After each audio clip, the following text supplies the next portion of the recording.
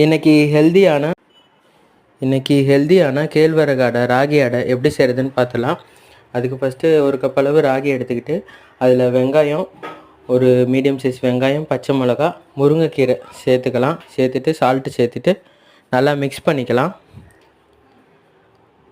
கொஞ்சமாக தண்ணி ஃபஸ்ட்டு நல்லா மிக்ஸ் பண்ணிவிட்டு அப்புறம் கொஞ்சமாக தண்ணி சேர்த்துட்டு மிக்ஸ் பண்ணிவிட்டு கொஞ்சம் கெட்டியான பதத்துக்கு மிக்ஸ் பண்ணணும். ரொம்ப தோசை மாவு மாதிரி கரைச்சிடக்கூடாது.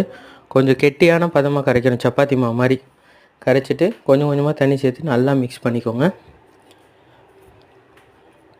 மிக்ஸ் பண்ணிவிட்டு ஒரு 5 to 10 மினிட்ஸு கொஞ்சம் நேரம் அது ஊறட்டும். நல்லா ஊறினதுக்கப்புறமா இந்த மாதிரி ரவுண்டாக பிடிச்சிட்டு அப்படியே தட்டணும்.